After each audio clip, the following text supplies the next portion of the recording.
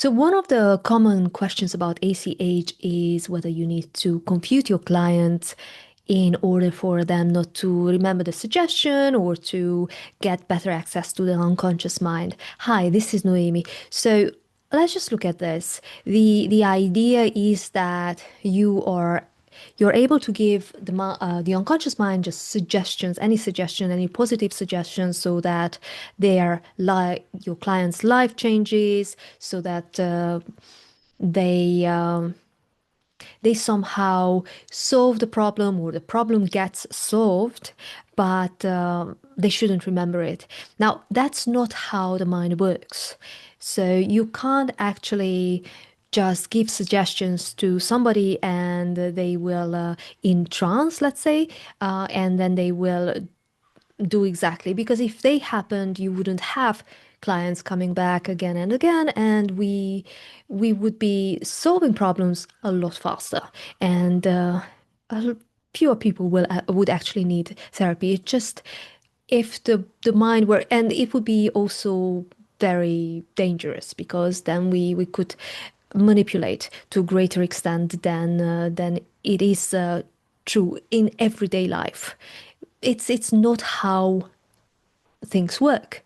So we can't. You cannot. So this is actually a big fear that people have, that you would be suggesting something and then they will somehow change or do something that they wouldn't. It's not true. So that's not how the mind works. It will. It might the unconscious mind might actually take on some suggestions, but it will it will only take on suggestions that are in line with what is right, what is considered right, and so basically. But the important thing that I want to say is that we don't use confusion. So this you you don't need to, and you don't want to confuse your client. First and foremost, you you can get we naturally go into hypnotic states, go in and out of it all the time. Basically, trance is just going internal, focusing on something, and unconscious is anything that is not really within your conscious awareness at the moment. So if I tell you focus on your feet, unless you have some sort of a chronic illness or something that keeps you always focusing on your feet, you were not focusing on your feet before I told you. But as soon as I tell you, your focus is on your feet. Yeah, so something that was unconsciously there now has become conscious.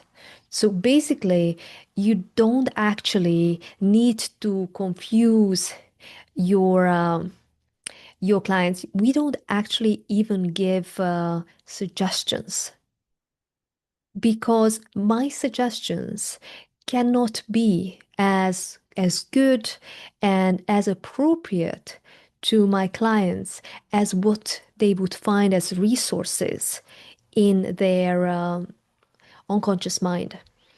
So when if I were to be giving suggestions like part of a script or part of a protocol, such as an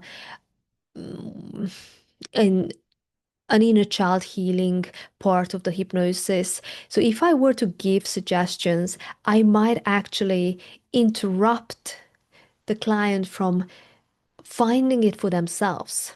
And when they find it, that resource will be so much more personal and powerful for them. So no, you don't want to confuse, and you don't need to confuse your clients. You just need to be curious. So when you enter into the therapy room without assumptions, and when you actually are immensely curious about what is happening there. It's one way of looking at it. I don't have this problem. I wonder why they have this problem. And then say, really understanding rather than thinking about other clients who had it or other case studies and applying that knowledge or reading out a script or following a protocol, which can be a hit and miss. Instead, what you want to do is basically stay curious and say, how is that a problem for you? So, what is the problem? How is it a problem for you?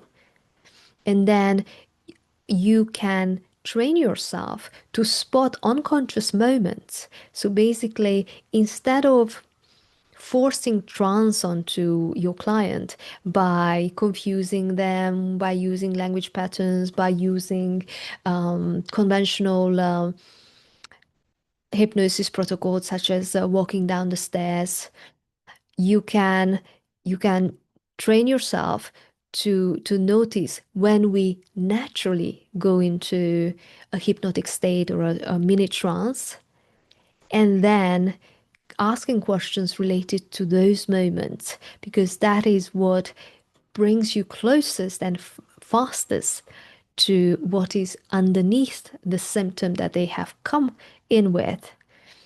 Instead of and then you don't have to, so instead of relying on other things such as confusing your clients.